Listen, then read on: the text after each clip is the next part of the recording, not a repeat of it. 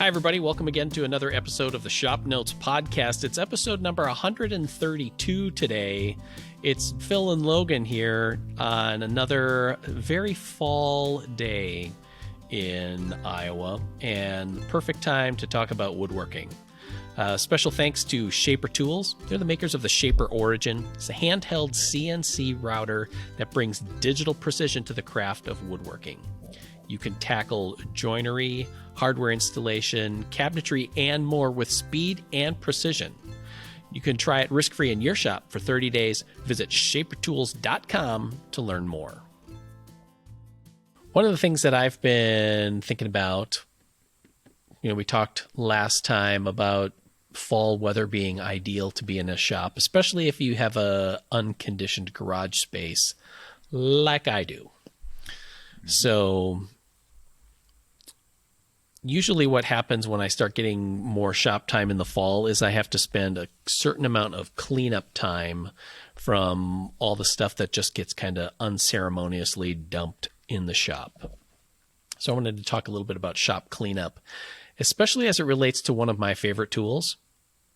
And I rediscovered this a couple weeks ago when I was building that barrel table with my dad, is how much I love my little fine TurboVac. It's just a delightful tool. Yeah. I feel like dust extractors, you consider that a dust extractor, right? Oh, yeah, I would. Yeah. I feel like those are an underrated tool, and those are ones that I actually have on my list to do reviews on this year for Popwood, this 2023, because I feel like they're underutilized. They're expensive, I guess, for what they are. If you compare them to a standard shop vacuum, right? They're expensive, but they work so freaking well. I don't think I've seen one that has been bad, but I don't think we have a good side-by-side on them, which is why I think it'd be fun to do that. Yeah. I guess what I really like about mine is, especially since I had upgraded a few years ago from just a regular shop vac. Now I have the little version of it, and it's been fine for me because I don't generate a lot of chips. Plus I have the Oneida Dust Deputy, so that's kind of collecting the large waste volume there. And because my shop is relatively small, but that thing, even if I had the bigger one, I'm only adding capacity. It's not really a change in the motor or draw on the tool or whatever. So that's my primary dust collector. I have it hooked up to my bandsaw when I'm using it. I hook it up at the drill press, router table, plus general shop cleanup. About the only tool that I don't use it, power tool that I don't use it with, is my planer. But the planer that I have, that DeWalt 735, has a built-in blower on it. So I just connect the inlet from my Dust Deputy to that, and then the planer just blows into the Dust Deputy and activates the cyclone effect, and boom, all set. Yeah. Don't need a big giant dust collector in my shop. Yeah. I will say, so Oneida sent a Dust Deputy to me a couple of months ago. They're 2.5, their newer one. Okay. I have such an appreciation for that tool that I did not have before. Oh, yeah? Like, I guess I had never used one enough, or I used, like, homebrew ones that just didn't work the same. Sure. Like, it's phenomenal. Like, what the heck? It's one of those things like, the reason I started using it, and the reason I think it's a good thing, is I'm not using a dust extractor. I'm using a standard shop vac. It's not shop vac brand. It's a rigid. The filters on those things are freaking expensive, and you can shake them out and stuff. But if you get to the point where you're replacing that filter 3 times a year, just buy the Dust Deputy, because it separates out all that crap from your filter. Yeah. And I think it will pay for itself. Now, the filter's still going to block eventually, but it helps remove a lot of that bulk that goes through there. Yeah. So, and it is surprising, you know, because they always say like that, so it's only the finest particles that pass through, but it's really fine stuff that comes through, and it does take a while before I notice that the suction is degraded on it, you know. Yep. But yeah, I will say, oh God, this is embarrassing, but I have no shame, as everybody listens knows. I was moving stuff around my shop like last week, and somehow I disconnected my shop vac from the Dust Deputy to move stuff around. I reconnected it, or I disconnected the hose from the shop vac. And when I rehooked it up, I hooked it up on the exhaust side. And it was still hooked up to the Dust Deputy. Oh, it works in reverse. It blows really well. Oh, yeah, it blows really good. And I didn't have the hose off the Dust Deputy hooked to anything, so it was doing one of those wagging tail things as it's spewing dust around my shop. It's one of those, I shut the vacuum off and I just left the shop. You're like, I'm going to need a moment to gather. Yep. It's like, I'm just going to go watch TV for the rest of the day.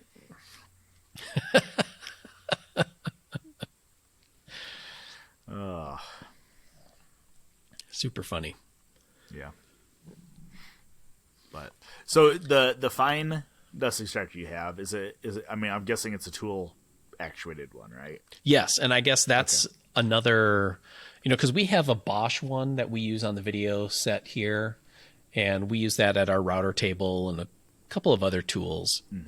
And I love the tool activation feature on it. It's one of those things where it feels like it's a gimmick, but it's really nice. Like for sanding, it's ideal. For I don't really ever connect I probably could connect my bandsaw to it because it's not a huge power draw on there, but yeah, having that feature is a big plus. And just being able to use it as a regular shop vacuum when I need to for general cleanup on the bench, or you know, since my shop's in the garage, I can just quickly disconnect the Dust Deputy from it and use it for cleaning out the cars and all that kind of thing. So, yeah, well, it's cool that over the last couple of years, those have evolved as well. Like as more and more tools are going cordless, batteries are getting better. A lot of the big manufacturers have also made the dust extractors Bluetooth, so you can still use them with a cordless tool that doesn't plug in. So, like, you know, Festool, for example, you can plug in the Festool, their new dust extractor, to their cordless tools, and they Bluetooth each other. So when you turn the tool on, it still turns on, even though there's not a power cord to go in there, which is super awesome. Yeah. And actually, Makita, I don't know if other people make this or not, but I know Makita does. They make a dongle for turning your dust extractor into a Bluetooth one. Oh, okay. So you can actually, if you have a dust extractor that is not Bluetooth, you can plug this little power brick into the plug, and that Bluetooths with your Bluetooth tool. I don't know if I don't know if that crosses over into other brands. Like if you could connect the Makita dongle to a Festool. Yeah, I don't know. But I know they offer that, which is kind of cool. Yeah, and I only know that because I was talking to the Makita rep several weeks back. And he said, "Oh, this would be cool when you guys are getting ready to do the dust extraction review if you're reviewing older ones." And I'm like, we don't really review older stuff because that's kind of pointless if people can't buy them. But it's a cool accessory. Oh yeah. So kind of awesome. That is awesome. Yeah. But yeah, it's one of those tools where you almost hate to admit that your shop vacuum is one of your favorite tools. Because it's not like, you know, I built this with my shop vacuum. Yeah, it's very nerdy. But having used it, and then I was having some trouble. Anyway, there was a time where I wasn't able to use the shop vacuum for whatever reason. Oh, that's when I had to rebuild my dust deputy setup because I had cracks in it. So, and then I had just filled up the dust deputy and was waiting for a new filter. And so when you're without it, it's like, oh, wow, it really does make a big difference. And it's super handy to have around. Yeah. Well, and I think we catch a lot of crap when people come do tours when they get on the studio, on the video set. Not so much anymore because we do a lot of woodworking in there now. But it's like, hey, where's the dust? Yeah. I will say it is so much more enjoyable, at least to me, to work in a shop that has a limited amount of dust floating around. You know what I mean? Like it's more enjoyable to work in a clean shop, in my opinion. So, yeah, I understand the health concerns about, make sure you got dust collection and make sure you're collecting dust at the source. And I get that, and I understand that, and I acknowledge it. However, to me, the bigger appeal shouldn't be, but it is, that it keeps my shop cleaner. Right. Which I like. So, yeah. I just wish that there was a good way to collect lathe shavings. Because cleaning up after I turn was really lame. Right. Well, and it's funny because the last time you were turning in here on video, for whatever reason, there was just a limited amount of shavings or chips around. Yeah. Whereas other times, I don't know if it was just the material you were using or what, but it's like there's chips everywhere. You know what it was? It's because I was making that chisel handle with the broom or with the shovel handle. It was already around. Yeah. It was already around. That's true. So there wasn't as much. But there wasn't much material. And the time before that, I was doing the duck call for Tight Bond videos. Yeah. So, yeah. It's when you're doing like the real fun, rough stuff. Right. Or green, I guess, too, is where you're starting to just blast it all over the place, too. Yeah. Yep. So, yeah. It's not a good way to do it. Right. Which is funny because I think I got it from you and John, is a few weeks back I cleaned out the garage. And a lot of times when I clean out the garage on like a warmish fall day where you back the cars out, pull all the bikes and the balls and whatever out, and I just didn't have time for it at that point. So I just backed the cars out and then got my leaf blower. I have an electric leaf blower, and then just opened up the windows and the big garage door and the main door, put on a dust mask, and just blew the snot out of everywhere. Yep. And it's surprising how initially it feels like you're making this worse before it gets better. But if you keep moving around relatively methodically, all of a sudden it's like, oh, it made it a lot better in here without having to move all the furniture. Yep. That's one of my favorite, like after I'm done sawmilling. So I bought a steel backpack blower this last year. Yeah. And after I'm done sawmilling, and most people don't care if there's dust in their yard, but some people do. So I always have it with me if I go mill for people, which I don't do very much anymore. But like here when I'm milling, when I'm done, I just walk around with that thing. I can't wait to have a shop where I can do that with my backpack blower. It's going to be awesome. But yeah, I have a little Ryobi one, and it works great. Yeah. Especially for those of us dummies that still have benches that don't sit all the way on the ground. Right. You blow out all the dust from underneath it. Oh my gosh. So between the carved sign that I did, or was working on, and then that barrel table where I used a jack plane to level the joints. Yep. I really have appreciated my new bench in the fact that it's got an enclosed base all the way down. So sweeping up around it is so much easier. It doesn't have the disaster of spider webs underneath it. And I drop something on the floor, I know where it is. It's not way underneath my bench. So for people who have been asking periodically about an update on my bench, I really gave it a workout late summer and into the fall here, and it's amazing. Yeah. Have you noticed any issues with the top? Because that was one of my bigger questions with it. Because it's that fur. It's fairly thin. You reinforce the front edge. Have you noticed any flex on it at all? I haven't really, and I've been doing some significant planing and carving work on it. Mm-hmm. One thing that I have noticed that I'm going to call a feature is right now the bench has gone from the like new crisp look to it, which has an appeal to it. And then you get those first couple of dings and dents and it's like, oh, it looks like crap. Yep. And now I've accumulated enough wear and tear on it, that charm. It has charm. Yeah. Yep. Yeah. Yep.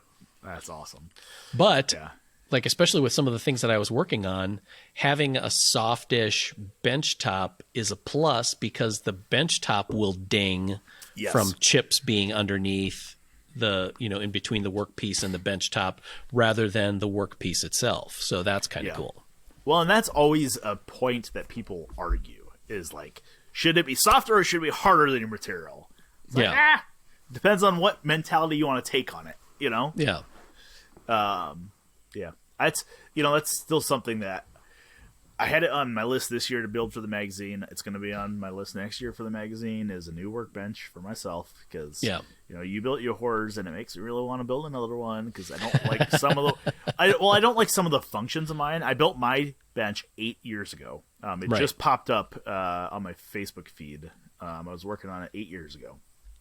And I realized some of the things I like about it, some of the things I don't like about it. There are significantly more things that I don't like. The only thing that's in my like pile is it's a usable bench right now. Right. But I keep trying to decide because I really like the shaker style bench, but shaker style benches have been beat to death. You know what I mean? Yeah. I mean, that's Fine fair. Woodworking's done theirs. Woodsmith's done theirs. I don't think Wood Magazine's done toy benches, I think. That's pretty much it. Because that's the Wood Magazine way. Jab at those guys, we know them. Yeah. But I came across a photo. I saved it on my computer downstairs. And actually, there's a photo, I think, in Shaker Legacy from Kristen Bexford. It is called a shaker sewing bench. Or a tailor's bench. I'm sorry. It's not a sewing bench. It's a tailor's bench. So think of a kitchen island that's like 4x9 and has cabinets all the way around it. I'm like, that's freaking awesome. Like, it looks like a kitchen island almost, but very quickly you could change that into a workbench with a lot of storage in it. Right. And I think I'm going to maybe lean on that style, where it's more, it might not look like a bench, but it'll operate like a bench. Sure. Kind of, I don't know. I'll have to put the photo I snagged on the show notes page because I think it's kind of an interesting take on it. Concept, yeah. The bigger thing, one of the big downsides, and most people would not consider this a downside. One of the biggest downsides that I feel on my bench is it's just too big. Sure. I have come to appreciate the smaller benches more because there's less room for me to pile crap on. So, I mean, like seriously, like I'm self-aware enough to know how to combat myself, give myself less area to stack stuff. Right. So I don't really want to do like my current bench is almost 4 foot by 9 foot. It's massive. I don't want a bench that big anymore. I want like a 2.5 foot by 6 foot or 7 foot bench. Okay. Like, I think the bench size you built is a nice size. Oh, yeah. For almost everything I'm going to do, that's perfect. The bench is a little bit differently sized from my previous one. I don't think it's as deep, and it might be a little bit longer, but it's not, I think it's not 6 feet long. It's a little bit less or close to 6 feet and probably about, 2.5 feet wide. So that's I've really enjoyed it as that size. And Special shout out to Shaper Tools. They make that Shaper Origin, the handheld CNC that lets you do all kinds of cool stuff with your woodworking, whether it's joinery and construction or hardware installation or inlay and marquetry, all that kind of stuff. You can check out their site, shapertools.com, to learn more. Now, you took a vise off your old bench and put it on this bench, right? Right. Yep. You still happy with that? Yeah, because it's a quick release Wilton vise that I had gotten a while ago. What I like about it is that it's really easy to install, and I love the quick release feature of it. Yep. I did put a walnut jaw on the front of it, and I have the rear jaw recessed, so it's, it pinches against the front edge of the bench top, and with that walnut. And I think the walnut is a nice complementary material to the fir. So yeah, I've really enjoyed it.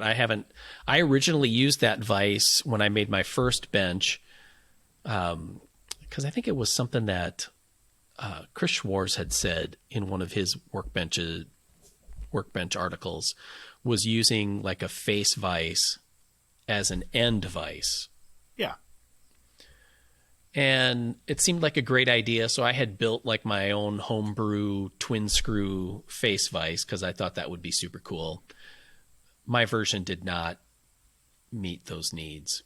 And using the face vise as an end vise, the problem I had is on long pieces, when you tighten up that face vise, and maybe it's just a function of the mechanism on mine, is that it ends up like cocking the workpiece up so that it doesn't stay flat on the bench top. So right now I don't have an end vise on my bench. I use stops a lot. I've made a couple of specialized bench dogs and stops that I use for, planing panels and boards and stuff like that. So I haven't really needed an end vise, that I've missed it at all.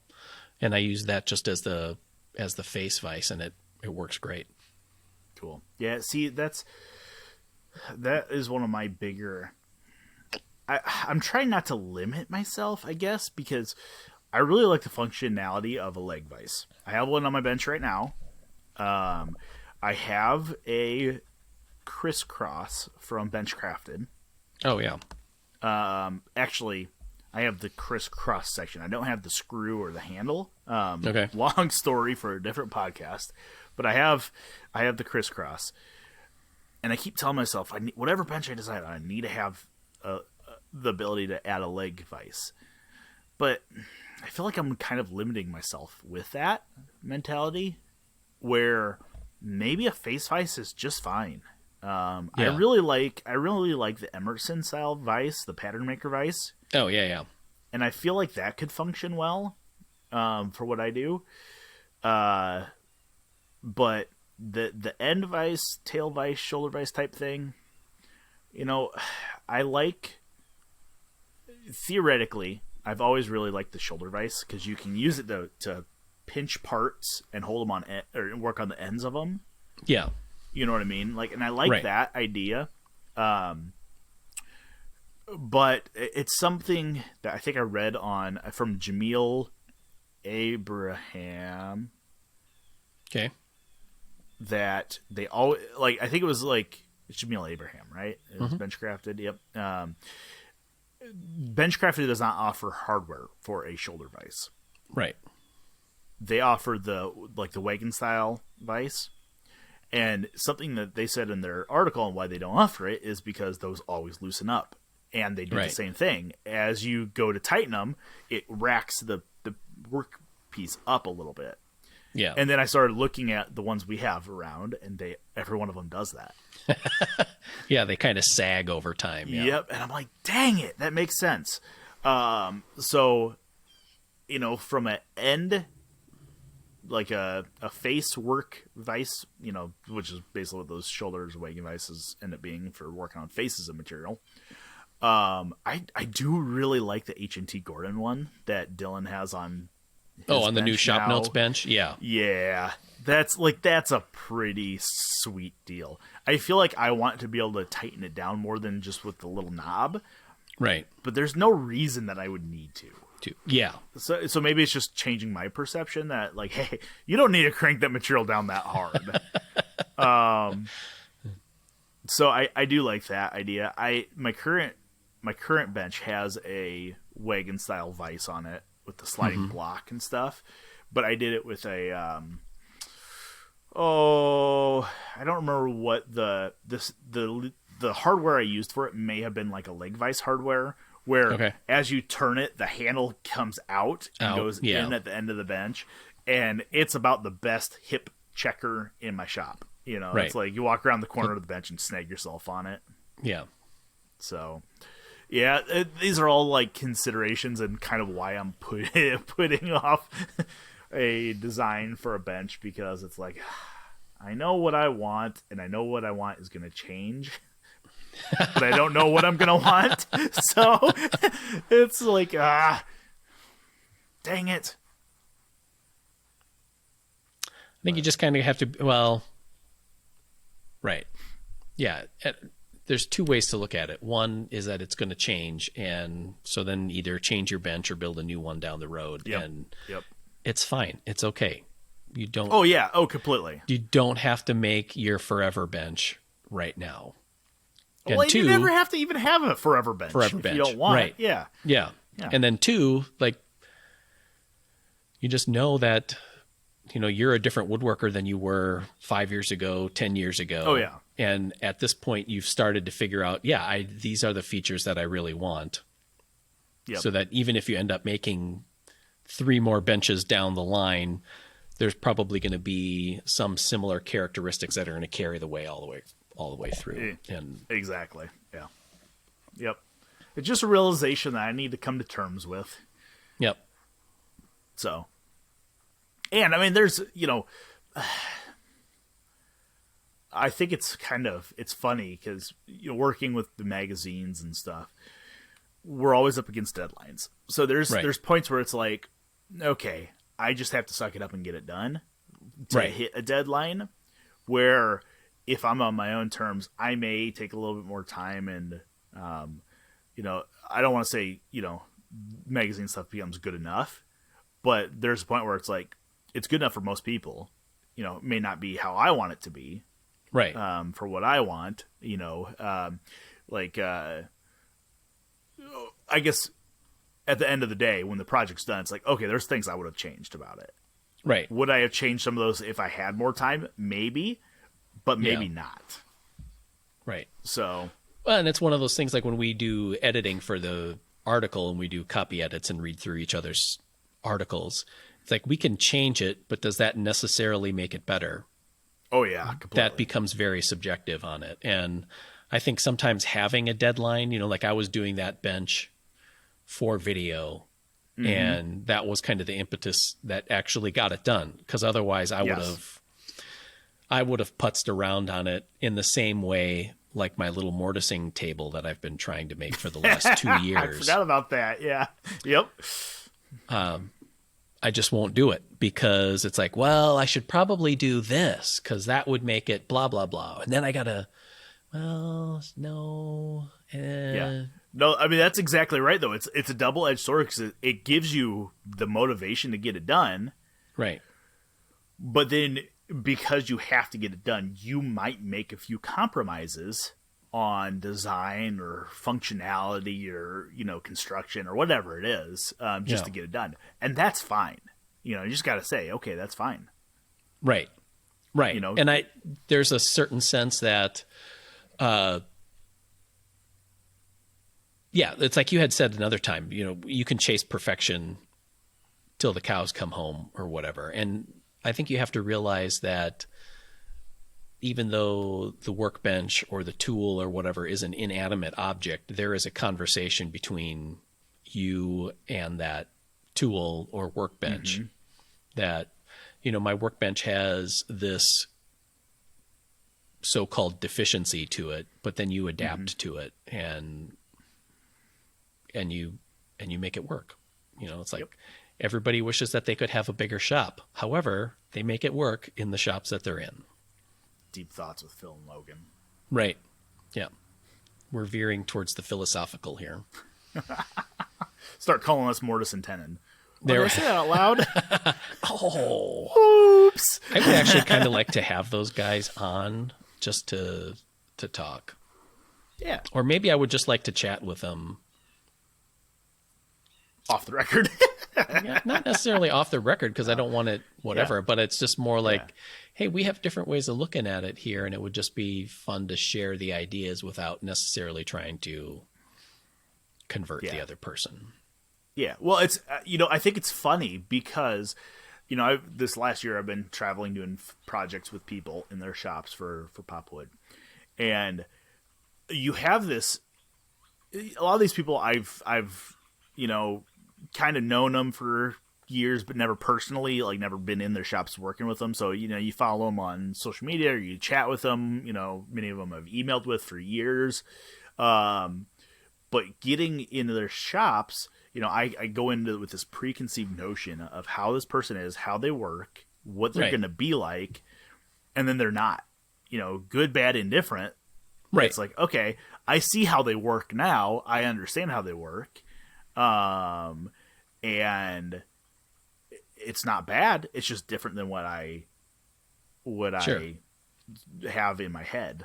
So yeah, it's interesting. Yeah. And in the world that we live in too, is everybody, it feels like, has a public persona. As much as they would like to think that I'm the same on podcasts and TV shows and in the magazine that I am in person. Yeah, I'd like to think that about myself, but I know that I'm not. Yeah. It's funny because I've heard that same thing from many different people, and I've been told by many different people, like, "Oh, hey, steer clear of this person because what you see is not what you get." Right. Oh yeah. And I'm like, "Oh, interesting." Oh, wow. Yeah. Now, when that same thing comes up about the same person from different people, then I start putting a little bit more weight on it. Whereas, generally I like to make my own opinions about people, or about how people work or whatever. So, yeah. There you go. Super cool. Mm-hmm. I will say, and we've talked about this before with the mortise and tenon folk, is I like reading and listening to their stuff because it makes me argumentative in a good way.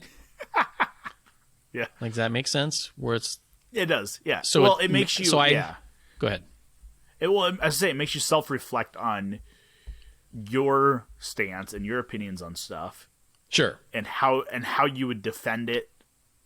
Not necessarily to them, but how you would defend the way you work. Right. Or your mindset. Yeah. Yeah. So it either reinforces the choices that I've made or makes me question the assumptions that I made for a particular choice and whether those assumptions were legitimate or makes sense. I mean, I guess, depending on how you want to look at it, the pro or con version of it. It's just, we sometimes make choices because of our conditioning and we don't know that there's another option out there. Yep. So, yeah.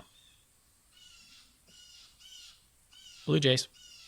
Yep. He keeps bouncing from limb to limb and they're all like dead limbs. And I keep thinking he's going to break them off. He's a big boy. The first one he landed on, he thought he was going to break off too. He landed on it and he threw his wings out like, "Whoa, God."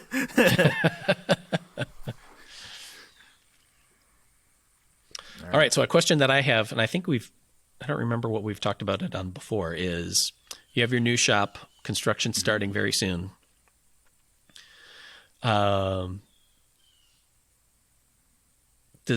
And I know it's a shop plus some storage space. Are you next going to have some sort of a kiln system? Yes. Because you've talked about a solar kiln or dehumidification room or something. Yep. And it's funny because I just decided where that's going. So initially I was going to do a shop. So the building, half storage, half shop, but above the shop was going to be a loft that would be like a spare bedroom for people.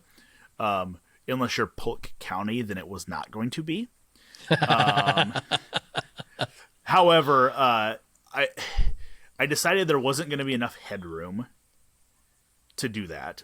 Right. And then I also decided that because a 16-foot tall building requires engineered drawings and requires engineered materials, sure, it didn't make sense. It was going to cost an extra $9 or $10,000 to do a 16-foot building versus a 14-foot building. Right. The big deciding factor in this is the size of our camper that's going to go in the storage area. But I can get a 13-foot door and get the camper in that. So okay. I'm going to go to a 14-foot building. So above the shop is not going to be any area that you would regularly go to. It will be some storage, but not enough that I want stairs. So right. Where I was going to have stairs going up is the perfect area for probably a 4-foot deep by 4-foot tall by 12 or 14-foot long dehumidification kiln. So it'll be enough for a small stack of lumber to go in, maybe 500 board feet, dry that out, and I can do that on my own time, which will be nice. Right. So, yeah. So that's the next step in Chunk Trunk. So, okay. Yep. I think I like the idea of it because it feels like dehumidification kilns are more like enhanced air drying rather than, like pottery kilns where I'm sticking wood in it also. Yes. In the drying world, you have 3 different stages or 3 different intensities of drying. You got air drying, then you got solar and dehumidification, I would say are the same, then you have heat drying. And air drying's the most gentle, obviously. Right. Dehumidification and solar kilns are a little bit more intense, a little bit more strenuous on the wood. Heat is the worst. It's not the worst, it's the most strenuous on the wood. It's where you can cause the most issues, and the wood changes more in that. Yeah. So that's my goal. So we'll see. Cool. That wraps up for another episode of the Shop Notes podcast. If you have any questions, comments, or smart remarks, I want to hear about them. You can send them as an email, woodsmith@woodsmith.com, or put them in the comments section on our YouTube channel. Please also subscribe to the podcast and rate and review us wherever you get your podcast to help the Shop Notes podcast reach other woodworkers like you. Special thanks to Shaper Tools for sponsoring today's episode. They have the Shaper Origin, that handheld CNC, and you can try one in your shop risk-free for 30 days. Visit shapertools.com to learn more. Thanks, everybody. Bye.